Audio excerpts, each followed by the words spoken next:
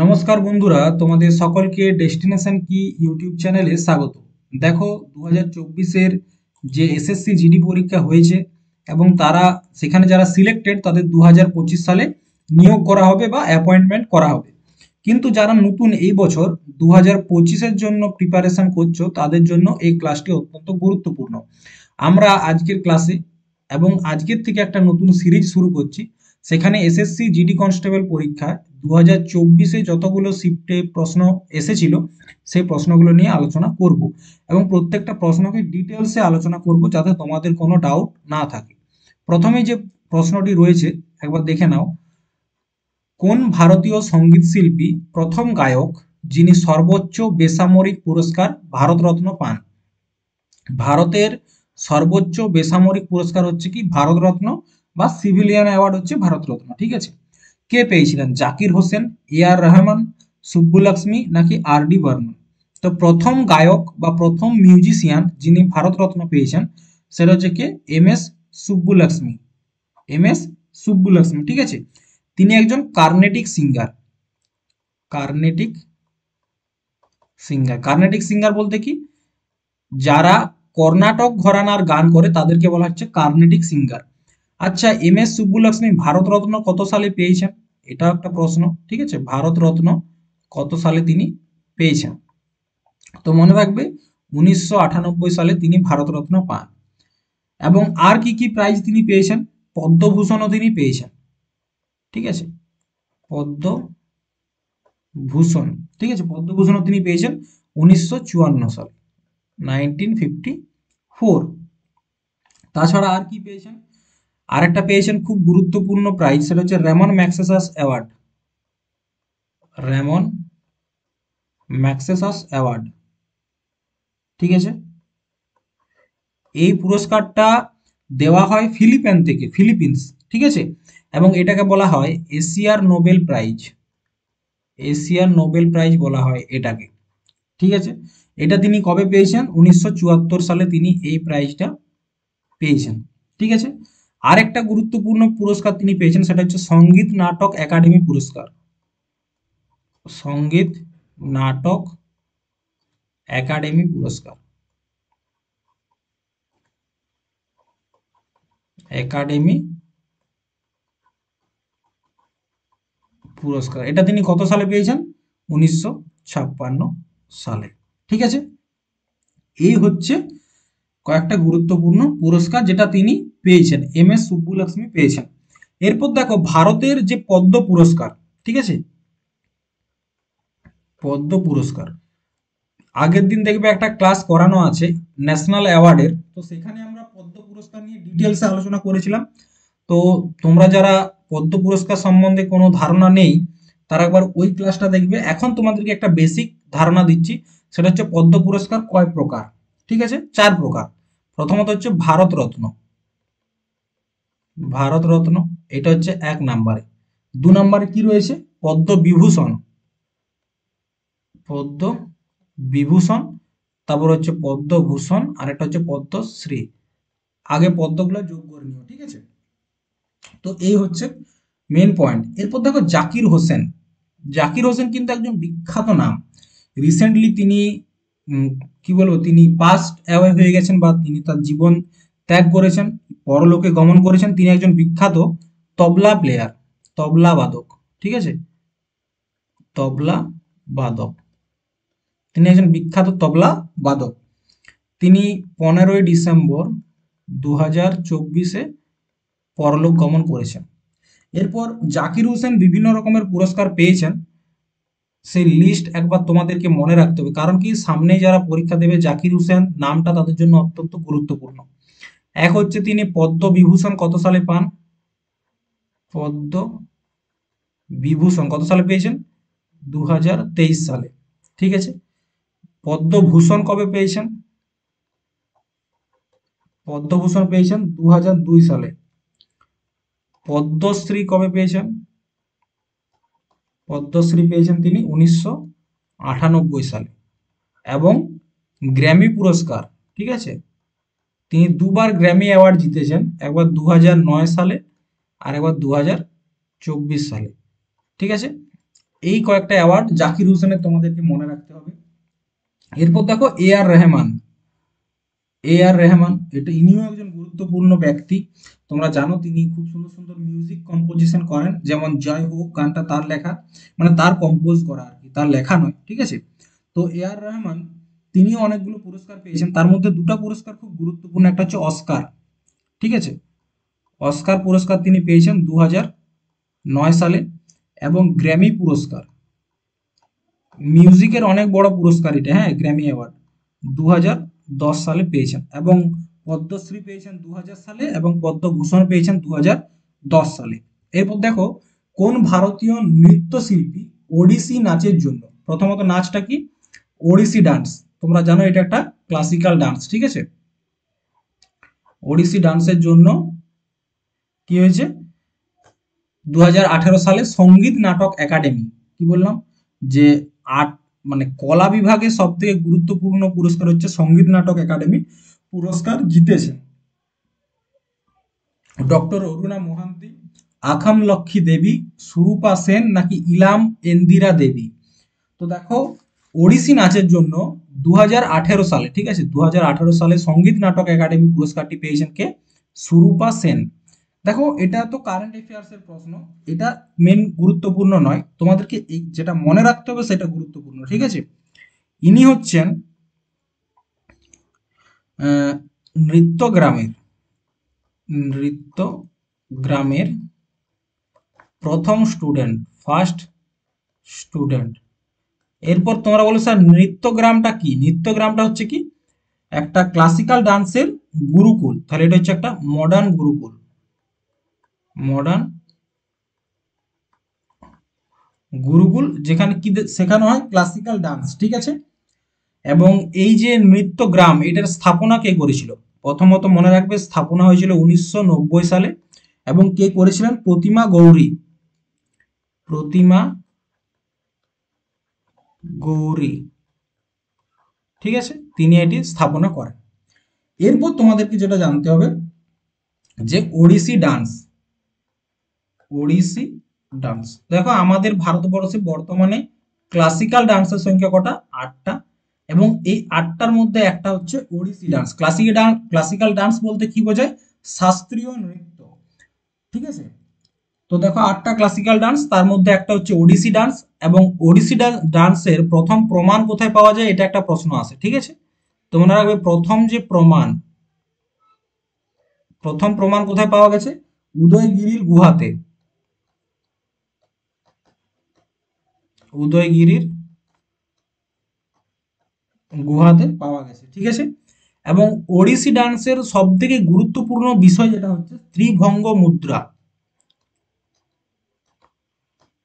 ত্রিভঙ্গ মুদ্রা। ত্রিভঙ্গ মুদ্রা কি, তোমরা যারা ভগবান কৃষ্ণের ছবি দেখবে বাঁশি বাজাচ্ছে, সেরকম জায়গায় যদি কোনো একটা ছবি দেখো, তো দেখবে ভগবান শ্রীকৃষ্ণের শরীরটা ঠিক তিন ভাগে ভাঙা, এরকম এরকম এরকম, ঠিক আছে। তো এটাকে বলা হচ্ছে ত্রিভঙ্গ মুদ্রা। ওড়িশি ডান্সের ক্ষেত্রে এটা অনেক গুরুত্বপূর্ণ। এরপর দেখো ওড়িশি ডান্সের কিছু ফেমাস ডান্সার রয়েছে যেগুলো পরীক্ষায় আসে। একটা হচ্ছে কি কেলুচরণ মহাপাত্র, প্রথমে যে নামটা মনে রাখতে হবে সেটা হচ্ছে কেলুচরণ মহাপাত্র, ঠিক আছে, ওড়িশি ডান্সার। সেকেন্ড সোনাল মানসিং, সোনাল মানসিং। 3 নম্বর হচ্ছে সংযুক্তা পানিগ্রাহী, কি সংযুক্তা পানিগ্রাহী, ঠিক আছে।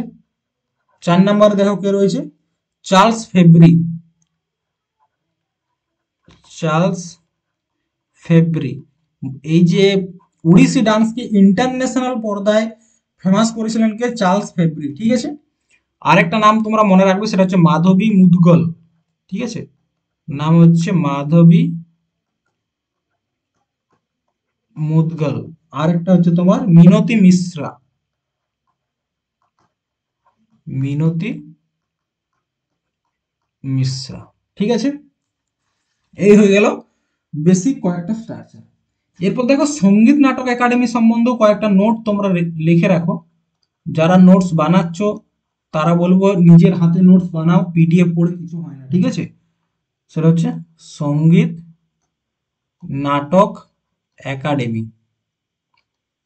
একাডেমি প্রাইজ, ঠিক আছে। এটা হচ্ছে আর্ট বিভাগের সর্বোচ্চ সম্মান, ঠিক আছে।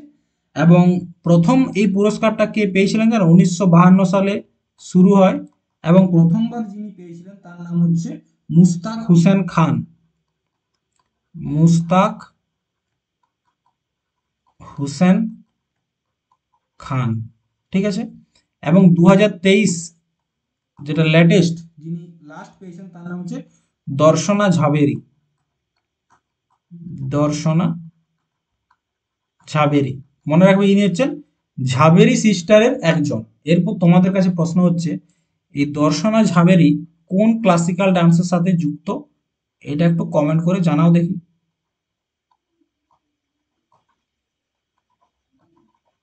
ঠিক আছে, কমেন্ট করে জানাও দেখি। নেক্সট, ভারতীয় সংবিধানের পার্ট 4 এর ক অনুসারে যে একজন পিতা বা মাতা বা অভিভাবকদের দায়িত্বে আছে তার সন্তানকে ড্যাশ বয়সের মধ্যে শিক্ষা প্রদান করা। পার্ট 4, পার্ট 4 কি? Fundamental duty. পার্ট 4 হচ্ছে ফান্ডামেন্টাল ডিউটি। আমাদের সংবিধানের পার্ট 4 তে কি রয়েছে? Fundamental duty. তো সেখানে কি বলা হয়েছে? 6 থেকে 14 বছর শিশুদের যে প্রাইমারি এডুকেশন সেটা দিতে হবে। এরপর দেখো আমাদের সংবিধানের যে পার্ট 4 এ সেই বিষয়ে একটু আলোচনা করি। প্রথমত আমাদের সংবিধানে যেখানে তোমরা এই ব্র্যাকেটে এ দেখতে পারবে সেখানেই বুঝবে সেটা মূল সংবিধানে ছিল না, পরবর্তী ক্ষেত্রে সংবিধান সংশোধনের মাধ্যমে সেই ভাগটাকে বা সেই আর্টিকেলটাকে যুক্ত করা হয়েছে। তো পার্ট 4 তে কি রয়েছে? Fundamental duty, fundamental fundamental duty কি? মৌলিক কর্তব্য। এটা কত নম্বর তাহলে সংবিধান সংশোধনের মাধ্যমে যুক্ত হয়? সেটা হচ্ছে 42তম সংবিধান সংশোধন, 42তম সংবিধান সংশোধন 1976 এর মাধ্যমে যুক্ত হয়। এবং এটার আর্টিকেল নাম্বারটা কত? আর্টিকেল নাম্বার হচ্ছে তোমার, সেটাও মনে রাখতে হবে, আর্টিকেল নাম্বার হচ্ছে তোমার 51A, 51A, ঠিক আছে। আচ্ছা, এই ফান্ডামেন্টাল ডিউটি যুক্ত করার জন্য একটা কমিটি গঠন করা হয়েছিল, তার নাম হচ্ছে কি? সর্দার শরণ সিং কমিটি, ঠিক আছে, শরণ সিং কমিটি। আচ্ছা, আমাদের যে সংবিধানের পার্ট 4 এটা কোথাকার সংবিধান থেকে নেওয়া হয়েছে? সেটা হচ্ছে ইউএসএসআর এর সংবিধান থেকে এটার স্ট্রাকচারটা নেওয়া হয়েছে। যখন প্রথমবার সংবিধান সংশোধনের মাধ্যমে ফান্ডামেন্টাল ডিউটিকে যুক্ত করা হয় তখন ফান্ডামেন্টাল ডিউটি হিসাবে কতগুলি ছিল ডিউটি? 10টি। এবং পরবর্তী ক্ষেত্রে আরো একটা সংবিধান সংশোধন করা হয়, সেটা হচ্ছে 86তম সংবিধান সংশোধন 2002। এইখানে কি বলা হয়? 11তম ফান্ডামেন্টাল ডিউটি যুক্ত করা হয় এবং সেখানে বলা হয় 6 থেকে 14 বছরের যারা শিশু আছে তাদেরকে পড়াশোনা করানো বাবা মায়ের দায়িত্ব। এই 86তম সংবিধানের মাধ্যমে আরো একটা নতুন আর্টিকেলও যুক্ত হয়েছিল, ঠিক আছে। নতুন আর্টিকেলটা কি? Article number 21A। এটা হচ্ছে তোমার ফান্ডামেন্টাল রাইট, এটা হচ্ছে ফান্ডামেন্টাল রাইট বা মৌলিক অধিকার। এখানে কি বলা হয়েছে? 6 থেকে 14 বছরের শিশুকে ফ্রি এডুকেশন দিতে হবে,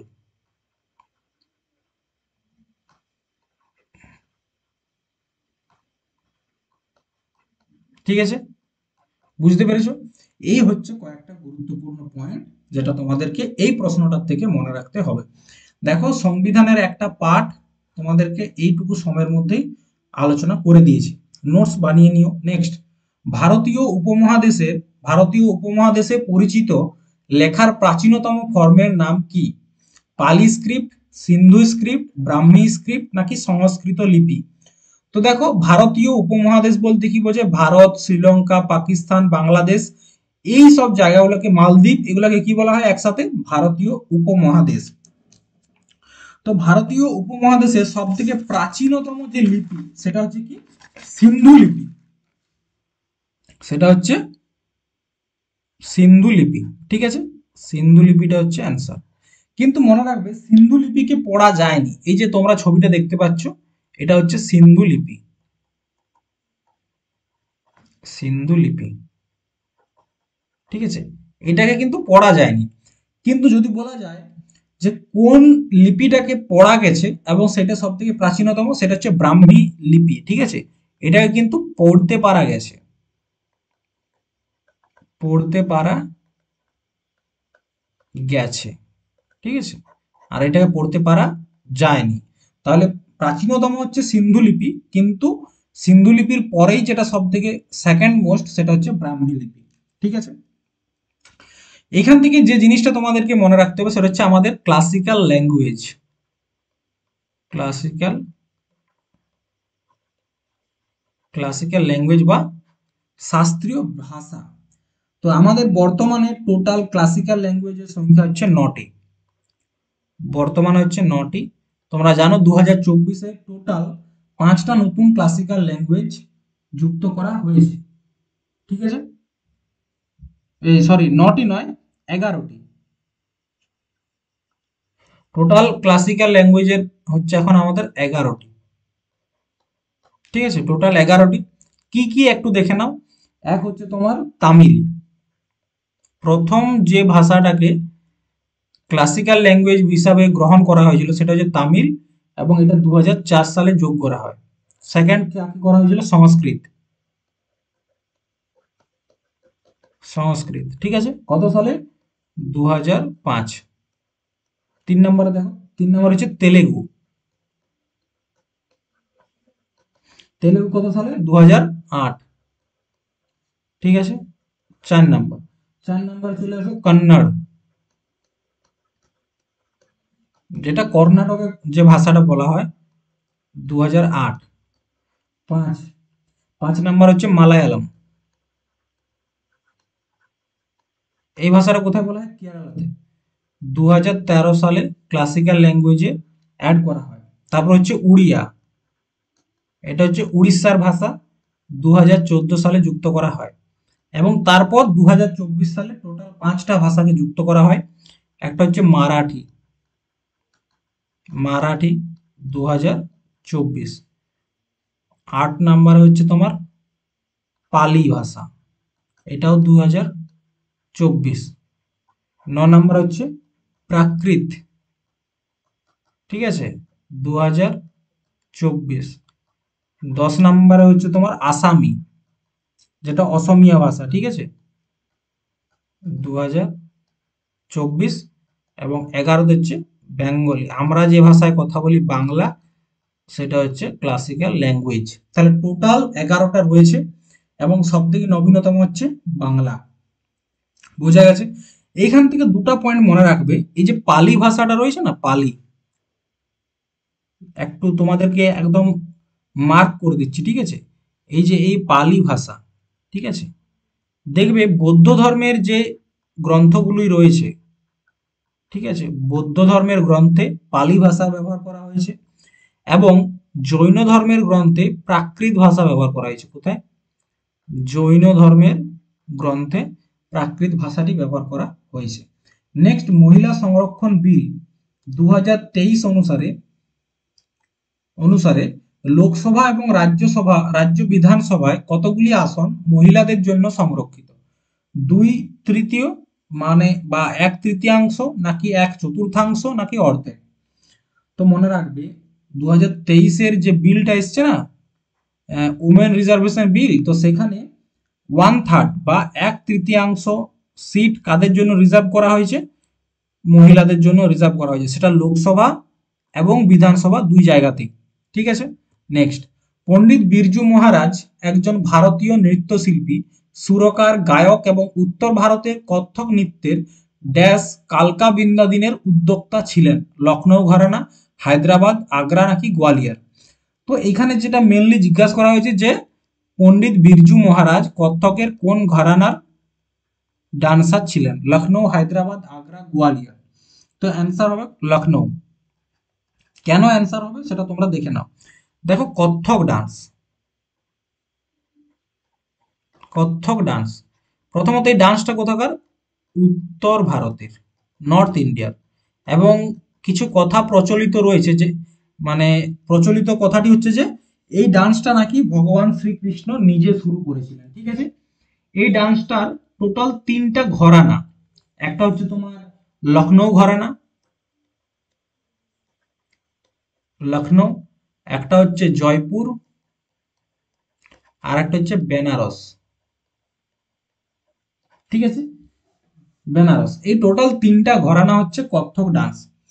তো পণ্ডিত বিরজু মহারাজ তিনি কোন ঘরানা ছিলেন? লখনৌ ঘরানা ছিলেন। এই কত্থক ডান্সের সব থেকে গুরুত্বপূর্ণ যে বিষয় সেটা হচ্ছে পদ সঞ্চালন। পদ সঞ্চালন মানে কি? পায়ের যে মুভমেন্ট, পায়ের মুভমেন্টটা হচ্ছে সব থেকে গুরুত্বপূর্ণ বিষয় এই কত্থক ডান্সের ক্ষেত্রে। এখানে কয়েকজন ফেমাস ডান্সার রয়েছেন, ফেমাস আর্টিস্ট বলা চলে, যাদের নাম পরীক্ষাতে আসে। যেমন প্রথমেই একটা নাম মনে রাখতে হবে, সেটা হচ্ছে কালকা প্রসাদ। কালকা প্রসাদ, ঠিক আছে। 2 নম্বরে যে নামটা মনে রাখবে সেটা হচ্ছে ডক্টর বিরজু মহারাজ, যেটা প্রশ্নতে আছে, এই নামটাও প্রায়ই আসে। ঠিক আছে। 3 নম্বরে সিতারা দেবী, সিতারা দেবী। 4 নম্বরে শোভনা নারায়ণ, শোভনা নারায়ণ। ঠিক আছে। 5 নম্বরে যে নামটা মনে রাখবে সেটা মালবিকা সরকার, মালবিকা সরকার। এই নাম কটা মনে রাখবে এবং পরীক্ষা দেখবে এখান থেকেই পাবে। ঠিক আছে। নেক্সট, 2015 সালে পরিকল্পনা কমিশন, পরিকল্পনা কমিশনকে ইংরেজিতে কি বলবে? Planning commission, planning commission. ঠিক আছে, কি বলা হচ্ছে? 2015 সালে পরিকল্পনা কমিশনের জায়গায় কোন প্রতিষ্ঠানটি প্রতিষ্ঠিত হয়েছিল? নাবার্ড, নীতি আয়োগ, আরবিআই নাকি সেবি? তো দেখো, প্ল্যানিং কমিশনটা কি? প্ল্যানিং কমিশন 1951 সালে গঠন করা হয় এবং এই কমিশনের মাধ্যমে 5 বছর করে কি করা হচ্ছিল? ভারতের গ্রোথটা কিভাবে করা হবে 5 বছরের জন্য একটা লিস্ট তৈরি করা হচ্ছিল, সেটাকে বলা হচ্ছে প্ল্যানিং কমিশন। কে করেছিল? পণ্ডিত জওহরলাল নেহরু শুরু করেছিল। ঠিক আছে, তার সময়। তো এই কমিশনটার পরিবর্তে নাম পরিবর্তন করে রাখা হয় কি? নীতি আয়োগ। কত সালে? 2015 সালে মোদি গভর্নমেন্ট, অর্থাৎ নরেন্দ্র মোদী যখন সরকারে আসে তখন তিনি এটি চালু করেন। নীতি আয়োগের সম্পূর্ণ নাম কি? দেখো, নীতি আয়োগ সম্বন্ধে কয়েকটা তথ্য তোমরা জেনে রাখো। ঠিক আছে, পরীক্ষায় আসে। নীতি আয়োগ সম্পূর্ণ নামটা কি? National institution for transforming India. কি নোট করবে? হ্যাঁ, ন্যাশনাল ইনস্টিটিউশন ট্রান্সফর্মিং ইন্ডিয়া। ঠিক আছে, এটা হচ্ছে ফুল ফর্ম। কত সালে গঠন করা হয়? 2015 সালে। নীতি আয়োগের একটা নিক নেম আছে, সেটা হচ্ছে কি? Think tank, think tank. ঠিক আছে, আরেকটা নোট করে রাখবে, এসএসসির পরীক্ষাতে আসে যে নীতি আয়োগ কোনো সাংবিধানিক, সাংবিধানিক বা বা বৈধানিক সংস্থা নয়। ঠিক আছে, এটা একটা অ্যাক্টের মাধ্যমে শুরু করা হয়। কোন রকম সাংবিধানিক পদ মানে সংস্থা নয় নীতি আয়োগ। নীতি আয়োগের উল্লেখ তোমরা কনস্টিটিউশনে বা সংবিধানে পাবে না। নীতি আয়োগের চেয়ারম্যান কে হয়? চেয়ারম্যান কে হয়? প্রাইম মিনিস্টার, বা ভারতের যিনি প্রাইম মিনিস্টার, প্রধানমন্ত্রী থাকবেন, তিনি এই নীতি আয়োগের চেয়ারম্যান হবেন। এবং নীতি আয়োগের বর্তমান সিইও কে রয়েছে? তার নাম হচ্ছে সতীশ কেভি, সতীশ কেভি। এগুলো হচ্ছে নীতি আয়োগ থেকে কয়েকটা গুরুত্বপূর্ণ তথ্য। এবং প্ল্যানিং কমিশন তো বললাম 1951 সালে গঠন হয়। এরপর দেখো নাবার্ড। নাবার্ড হচ্ছে একটা ব্যাংক। ঠিক আছে, এটা সম্পূর্ণ নাম কি? National national bank for agriculture and development and rural development. নামটা শুনেই বুঝতে পারছো এটা কি জন্য গঠন করা হয়েছিল। এগ্রিকালচার এবং গ্রামীণ যে বিকাশ সেটা করার জন্য এটা গঠন করা হয়। কত সালে গঠন করা হয়েছিল, মানে এই ব্যাংকটা প্রতিস্থাপিত করা হয়েছিল 12 জুলাই আর 1982। ঠিক আছে, এটা গঠন করার জন্য একটা সমিতি তৈরি করা হয়েছিল। ঠিক আছে, সমিতিটার নাম কি? শিবরমন সমিতি। শিবরমন সমিতির সিফারিশে বা পরামর্শে 1982 সালে নাবার্ড স্থাপনা করা হয়। এটার বর্তমানে হেড কে রয়েছেন? বর্তমানে চেয়ারম্যান বা তোমরা হেড বলতে পারো, প্রধান কে রয়েছেন? সাজি কেবি। ইনি হচ্ছেন বর্তমানে নাবার্ডের হেড। আরবিআই কি? আরবিআই হচ্ছে ভারতের কেন্দ্রীয় ব্যাংক। অ্যান্সারটা হচ্ছে তোমার নীতি আয়োগ, এখানে অ্যান্সার লিখে দিয়ে, মানে তোমাদের ডাউট হতে পারে। তো আরবিআই হচ্ছে কি? রিজার্ভ ব্যাংক অফ ইন্ডিয়া, ভারতের কেন্দ্রীয় ব্যাংক। সেবি কি? স্টক এক্সচেঞ্জ যে জন্য যে সংস্থা কন্ট্রোল করার জন্য, সেটা হচ্ছে সেবি। ঠিক আছে, নেক্সট দেখো বারস। প্রথমত দেখবে নাম কি? বারস। বারস হলো হিন্দু উৎসব দীপাবলির অনুরূপ, মানে কি দীপাবলির মতোই, যেটি নিম্নলিখিত উপজাতিদের মধ্যে কোনটি পালন করে? ওয়ারলি এবং কঙ্কা, সাঁওতাল, মুন্ডা নাকি গোন্ড ও ভিল? তো দেখো প্রথমত উত্তরটা হচ্ছে ওয়ারলি এবং কঙ্কা। এই উপজাতিটা ভারতের একটা উপজাতি। কোথায় দেখতে পাওয়া যায়? গুজরাট, মহারাষ্ট্র এবং গোয়া, এই তিনটার যে সামুদ্রিক তট রয়েছে সেই এরিয়াতে দেখতে পাওয়া যায় ওয়ারলি এবং কঙ্কা উপজাতিকে। এদের মধ্যেই এই বারস উৎসবটি দেখতে পাওয়া যায়। ঠিক আছে, সাঁওতাল। সাঁওতাল কোথায় কোথায় দেখতে পাওয়া যায়? ওয়েস্ট বেঙ্গলে দেখতে পাওয়া যায়, ঝাড়খণ্ডে দেখতে পাওয়া যায়। ঠিক আছে, এই দুটো জায়গায় প্রধানত সাঁওতাল উপজাতিকে দেখতে পাওয়া যায়। মুন্ডা, মুন্ডা অনেক জায়গায় দেখতে পাওয়া যায়, অনেক জায়গায় থাকে, ঝাড়খণ্ড, বিহার, ছত্তিশগড়, ওয়েস্ট বেঙ্গল, উড়িষ্যা, আসাম। ঠিক আছে, এই সব জায়গায় এই উপজাতিকে দেখতে পাওয়া যায়। গোন্ড এবং ভিল, গোন্ড এবং ভিল। গোন্ড হচ্ছে কি ভারতের সব থেকে বড় লার্জেস্ট উপজাতি, সব থেকে বড় হচ্ছে গোন্ড এবং ভিল। কোথায় দেখতে পাওয়া যায়? এই দুটো উপজাতিকে রাজস্থানে দেখতে পাওয়া যায়, মধ্যপ্রদেশে দেখতে পাওয়া যায়, মহারাষ্ট্রে দেখতে পাওয়া যায়। ঠিক আছে, নেক্সট দেখো রঙ্গস্বামী কাপ কোন খেলার সাথে যুক্ত? Rangaswamy cup football, hockey, tennis, badminton. তো রঙ্গস্বামী কাপ এটা হচ্ছে কি বিভিন্ন এরকম প্রশ্ন আসে, বিভিন্ন ট্রফির নাম দেওয়া থাকবে এবং বলবে কোন খেলার সাথে যুক্ত। ঠিক আছে, তো এটা হচ্ছে হকি। হকির একটি গুরুত্বপূর্ণ ট্রফি হচ্ছে রঙ্গস্বামী কাপ। হকির আরো কয়েকটি গুরুত্বপূর্ণ ট্রফি রয়েছে, যেমন একটা হচ্ছে কি সুলতান আজলান শাহ, সুলতান আজলান শাহ ট্রফি। ঠিক আছে, আর কি রয়েছে? আগা খান, আগা খান। তোমরা যারা আমার ক্লাস প্রথম থেকে করছো তারা দেখবে এরকম প্রশ্ন আমি তোমাদেরকে প্রচুর করিয়েছি। এসএসসি জিডির পরীক্ষা হওয়ার আগেও এই প্রশ্নগুলোকে না করে তোমাদের 5 বার 6 বার করে করিয়েছি। ঠিক আছে, Dhyanchand trophy,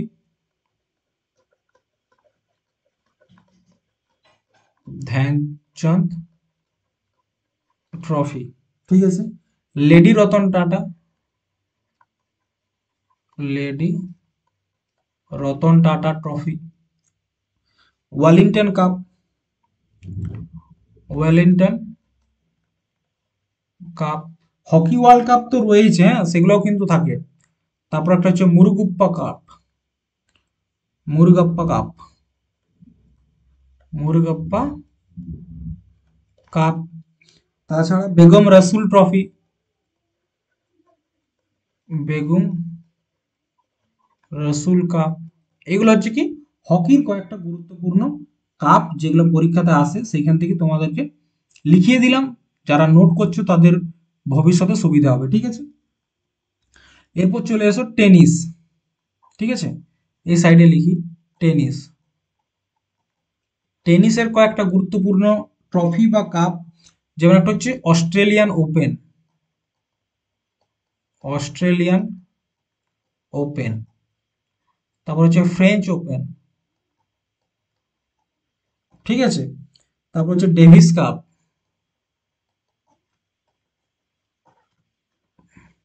Davies cup, Hopman trophy. এগুলো হলো সব টেনিসের। আর কি কি রয়েছে? ফুটবল। আচ্ছা, ফুটবলের কয়েকটা নোট করে নাও। ফুটবলের যেমন রয়েছে তোমার ডুরান্ড ট্রফি। ঠিক আছে, এক হচ্ছে কি ডুরান্ড কাপ, এটা হচ্ছে এশিয়ার ওল্ডেস্ট,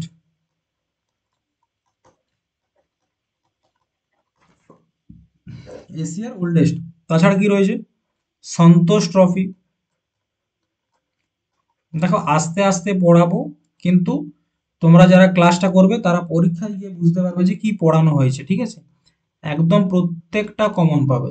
ইউরো কাপ, ঠিক আছে, রোভার্স কাপ,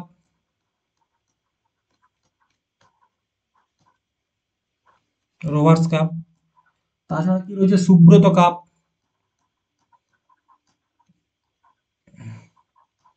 তারপর রয়েছে ফিফা ওয়ার্ল্ড কাপ।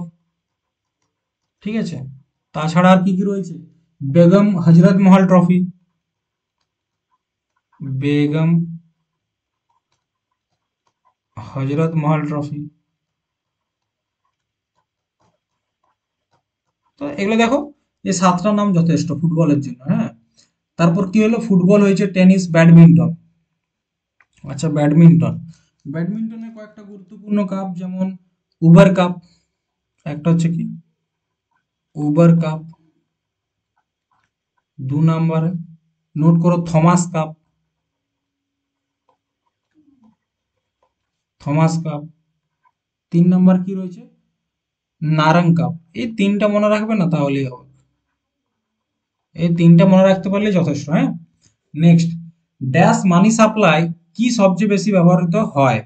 মানে মানি সাপ্লাইয়ের ইউনিট হিসাবে নিচের কোনটা সব থেকে বেশি ব্যবহার করা হয়? M1, M2, M3 নাকি M4? তো মনে রাখবে মানি সাপ্লাইয়ের যে ইনস্ট্রুমেন্ট বা মেজারমেন্ট কিসের সাহায্য হয়? M3। দেখো মানি সাপ্লাইটা কি, প্রথমত দেখো মানি সাপ্লাই মানে কত টাকা মার্কেটে আছে সেইটা বোঝার উপায়, সেটা হচ্ছে মানি সাপ্লাই।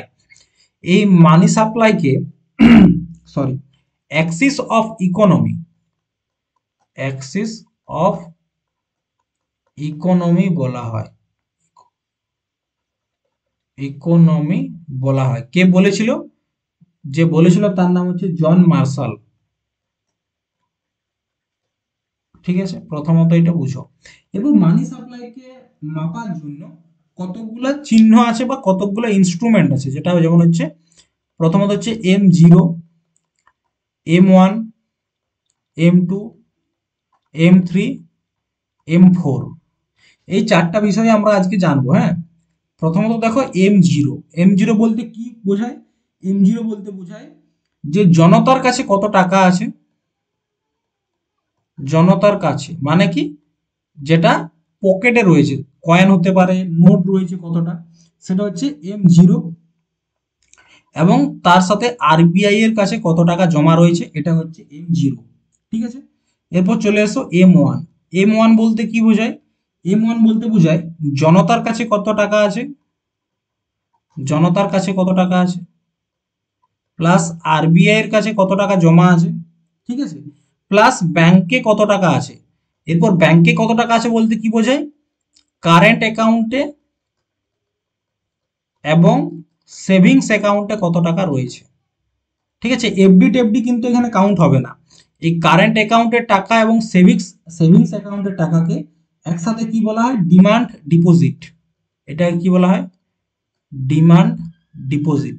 ঠিক আছে, এই দুটাকে একসাথে বলা হয় ডিমান্ড ডিপোজিট। এটা হচ্ছে ইকোনমিক্সের ভাষা এবং তোমাকে এরকম ভাবেই মনে রাখতে হবে।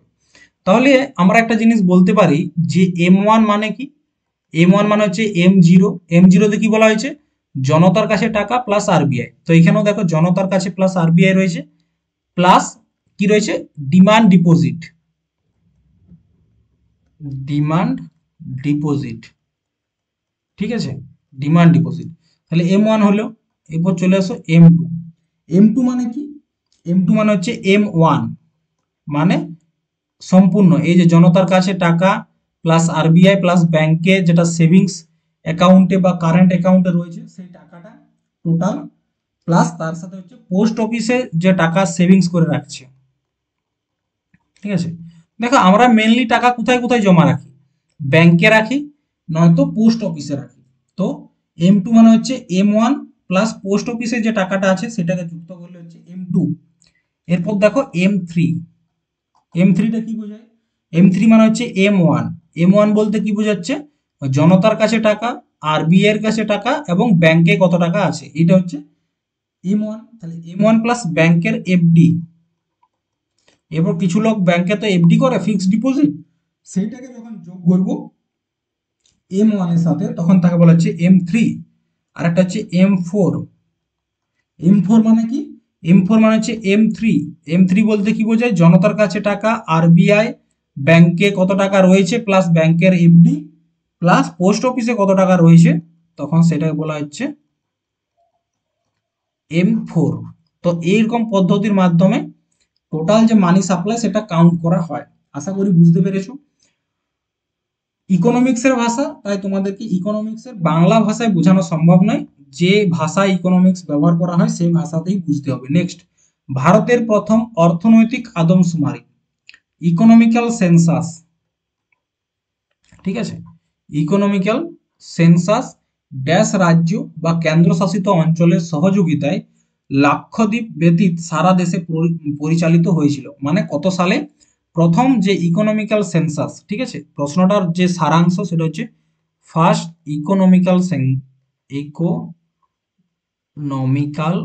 সেন্সাস কত সালে হয়েছিল, ঠিক আছে, 1977, 1997, 1967 নাকি 1987। তো প্রথমবার যে ইকোনমিক্যাল সেন্সাস সেটা হয়েছিল 1977-এ, ঠিক আছে।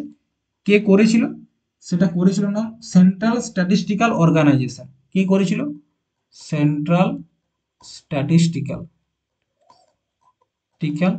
অর্গানাইজেশন, ঠিক আছে। এবং লেটেস্ট যে আছে সেটা হয়েছে 2019 সাল, ঠিক আছে। নেক্সট, সত্যশোধক সমাজ প্রতিষ্ঠা কে করেছিলেন বা সত্যশোধক সমাজের প্রতিষ্ঠাতা কে ছিলেন, ঘাসিদাস, হরিদাস ঠাকুর, জ্যোতিরাও ফুলে নাকি ঈশ্বরচন্দ্র বিদ্যাসাগর। সত্যশোধক সমাজ প্রতিষ্ঠাতা কে, জ্যোতিরাও ফুলে এবং তার স্ত্রী সাবিত্রীবাই ফুলে।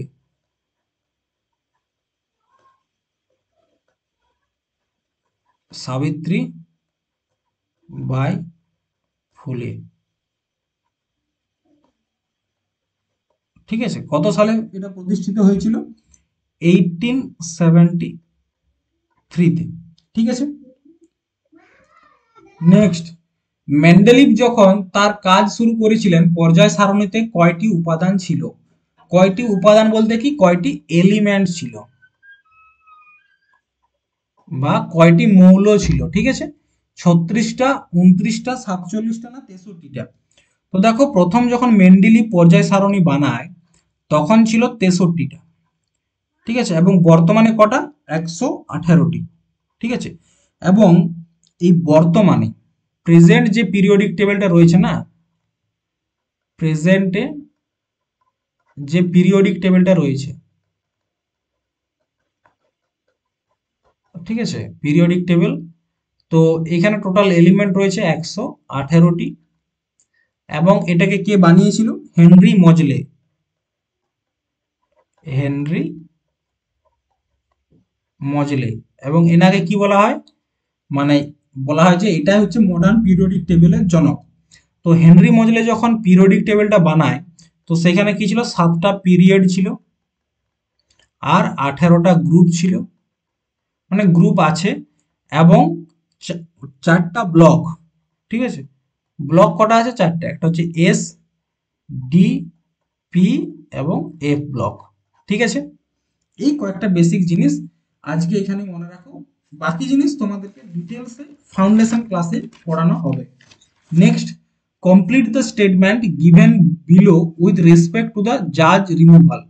The Indian constitution prescribe a procedure for removal of high court জাজ অনলি। না, এটা ঠিক নয়। হাইকোর্ট এবং সুপ্রিম কোর্টের জাজের রিমুভালের প্রসেস আমাদের যে সংবিধান সেখানে দেওয়া আছে। Prescribe a very difficult procedure for removal জাজ। হ্যাঁ, এটা ঠিক। মানে যদি কোনো একজন জাজকে তার পদ থেকে হাঁটাতে হয়, তার জন্য যে প্রসেসটা করতে হয় সেটা অনেকটা প্রেসিডেন্টকে হাঁটানোর মতোই। তার জন্য সেটা কি ভীষণ ডিফিকাল্ট। ঠিক আছে, নেক্সট, ড্যাশ একটি নির্দিষ্ট সময়ে দেশের সকল ব্যক্তির বা একটি ভালো কাউন্টার দ্বারা জনসংখ্যার অর্থনৈতিক এবং সামাজিক ডেটা সংগ্রহ, সংকলন, বিশ্লেষণ এবং প্রচারের সম্পূর্ণ প্রক্রিয়া। মানে কিসের মাধ্যমে একটা দেশের সম্পূর্ণ জনগণের অর্থনৈতিক এবং সামাজিক ডাটা গ্রহণ করা হয়? জনসংখ্যা, জাতীয় সমীক্ষা, জনসংখ্যা আদমশুমারি, নাকি সংবিধান? তো মনে রাখবে যে সেন্সাস বা জনগণনা, ঠিক আছে, সেন্সাস বা জনগণনা, তার মাধ্যমে কি করা হয়? দেশের প্রত্যেকটা মানুষের সামাজিক এবং অর্থনৈতিক অবস্থা আলোচনা করা হয় এবং ডাটা সংগ্রহ করা হয়। আচ্ছা, ভারতের যে প্রথম সেন্সাস বা জনগণনা, ফার্স্ট সেন্সাস বা জনগণনা, ঠিক আছে, হয়েছিল কত সালে হয়েছিল জানো? সেটা হয়েছিল 1872 সালে।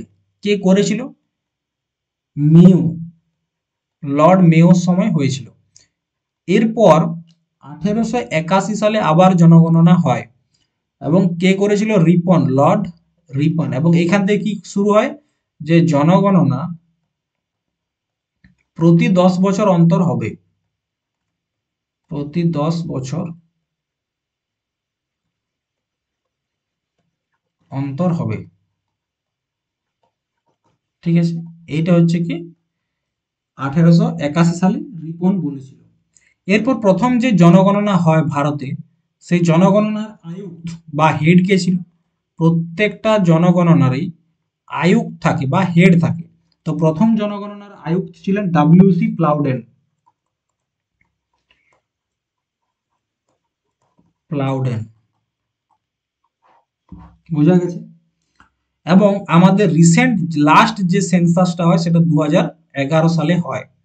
কারণ কি, 2011-র পর হওয়ার কথা ছিল 2021-এ, তখন কোভিড চলছিল, তার জন্য তখন জনগণনা পসিবল হয়নি। তো 2011-র যে আয়ুক্ত, তার নাম কি? সি চন্দ্রমৌলি। চন্দ্রমৌলি। আচ্ছা, এটা যদি প্রথম সেন্সাস হয় তাহলে 2011-টা কততম জনগণনা ছিল? এটা হচ্ছে তোমার 15তম জনগণনা। কততম? 15তম। এবং স্বাধীন ভারতের, যদি বলা হয় স্বাধীন ভারতের কততম? স্বাধীন ভারতের 7th। ঠিক আছে, জনগণনা। বোঝা গেছে? 2011-র যে জনগণনা হয়েছিল সেখানে আমাদের মোটো কি ছিল? উদ্দেশ্য ছিল যে আওয়ার সেন্সাস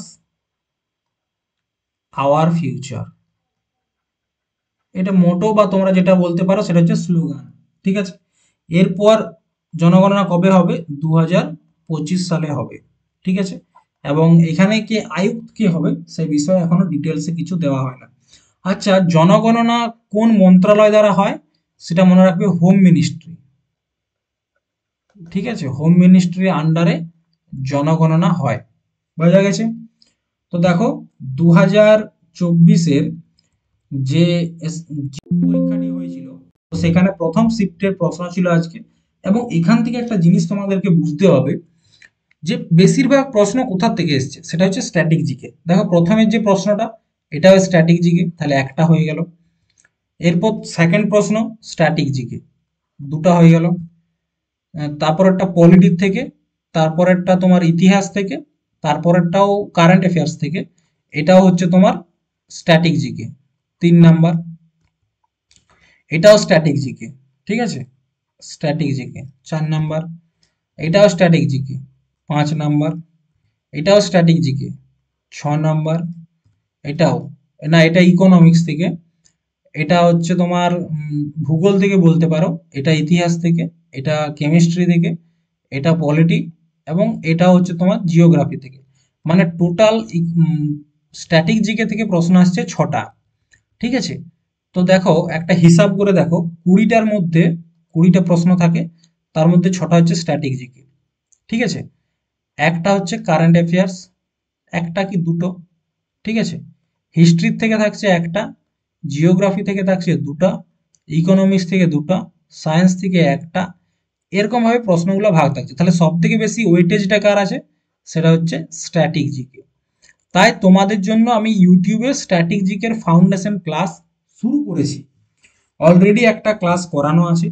তোমরা যদি চাও যে স্ট্যাটিক জিকেতে ভিতটা শক্ত করবে, এবং আমি এটুকু কথা দিতে পারি, তোমরা যখন 1 মাস স্ট্যাটিক জিকে ক্লাস করবে, তারপর তোমরা যে কোনো পরীক্ষার প্রশ্নপত্র তুলে নিবে এবং প্রশ্নগুলো করার চেষ্টা করবে স্ট্যাটিক জিকে।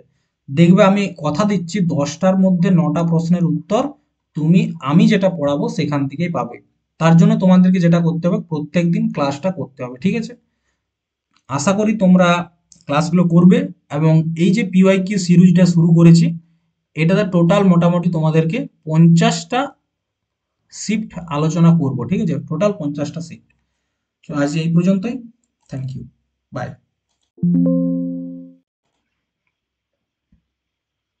আচ্ছা, আরেকটা জিনিস তোমাদেরকে বলে দিই, যে এটার পিডিএফটা তোমরা কোথায় পাবে, ঠিক আছে? পিডিএফ তোমরা, অনেকে বলো স্যার পিডিএফ পাই না, পিডিএফ পাই না। তো মনে রাখবে আমাদের একটা টেলিগ্রাম চ্যানেল আছে, ঠিক আছে? এই টেলিগ্রাম চ্যানেলটার লিংক ডেসক্রিপশন বক্সে পাবে, সেখান থেকে জয়েন হয়ে যাও। এবং প্রত্যেকদিন ক্লাস শেষে তোমরা ক্লাসের লিংক যখন দেওয়া হবে, তখন তোমরা পিডিএফটাও পেয়ে যাবে, ঠিক আছে? চলো, বাই।